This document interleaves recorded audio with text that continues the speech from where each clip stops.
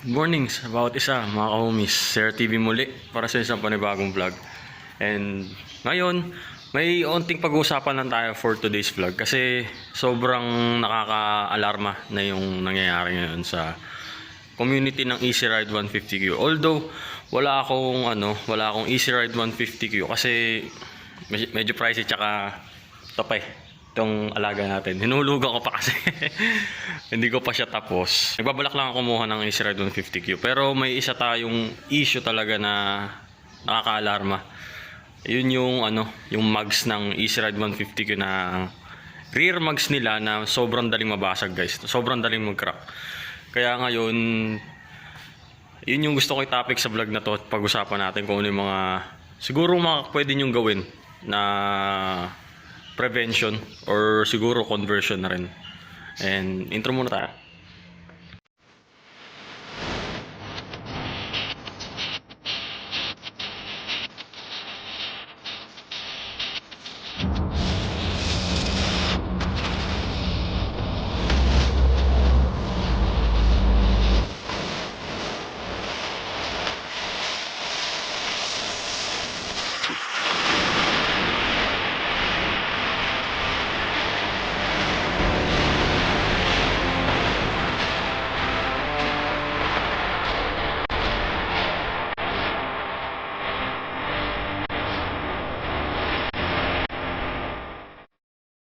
Hey, what's up guys? Good morning ulit sa inyo, Zero TV muli. Ito ngayon ang ating Rapid 150, Rusi Rapid yan.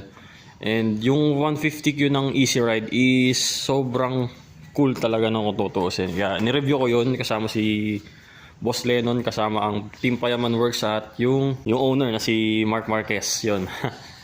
Ang kinaganda doon sa unit na yun, sobrang cool, sobrang aesthetically cool siya, tapos ganda ng performance kahit carb type, walang ingay, ganun ganyan.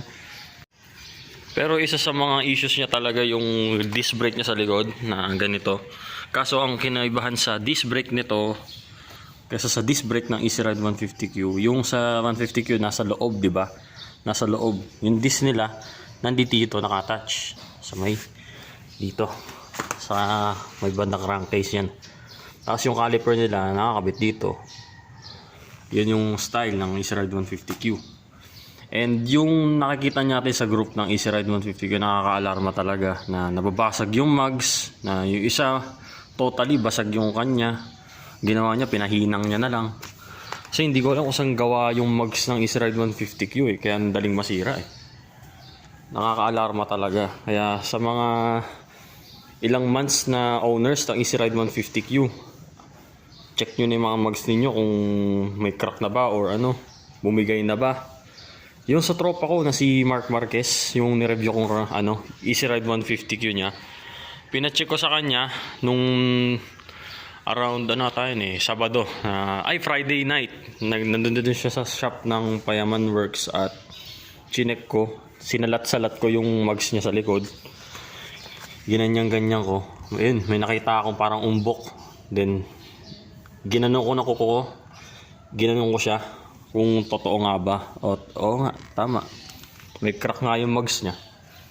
Yun yung talaga nakaka-alarma ngayon sa Easy Ride 150Q.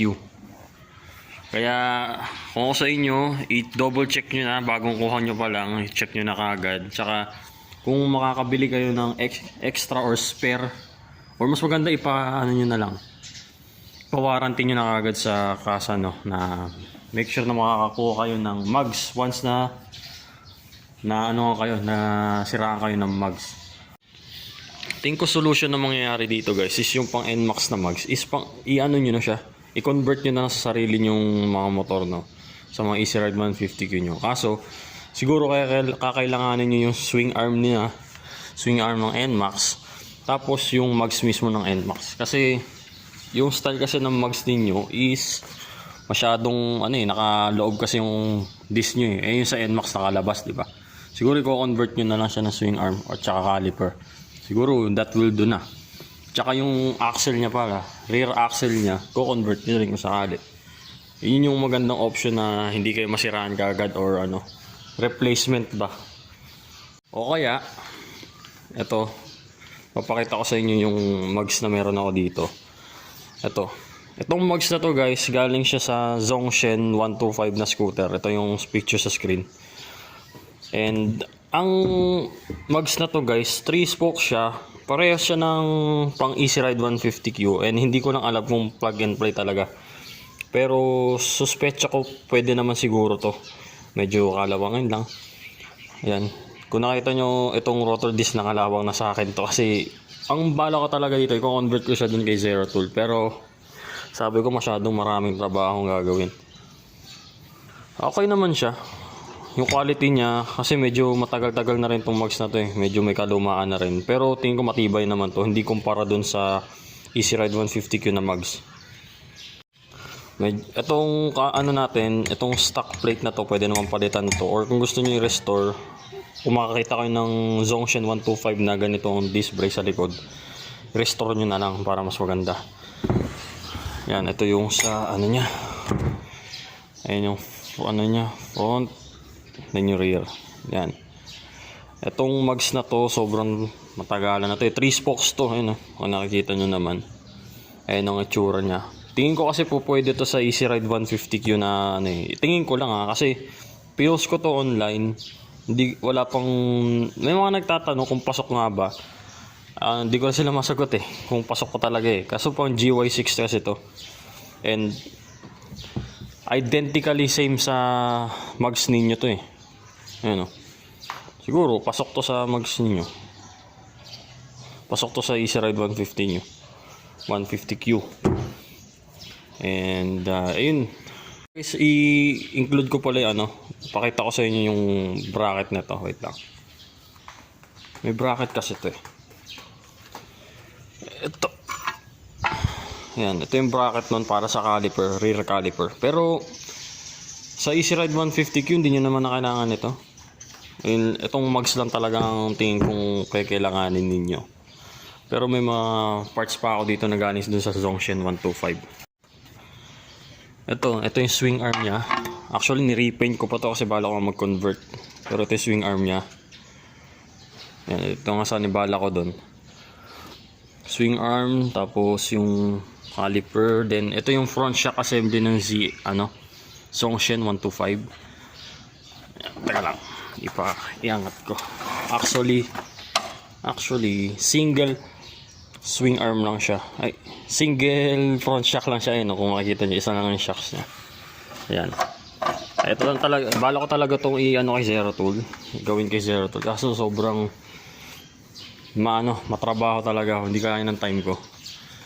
Kaya yun lang guys sa vlog na to. Kung nasiraan kayo ng mugs ng 150Q, mas maganda ipa-warranty nyo na kagad.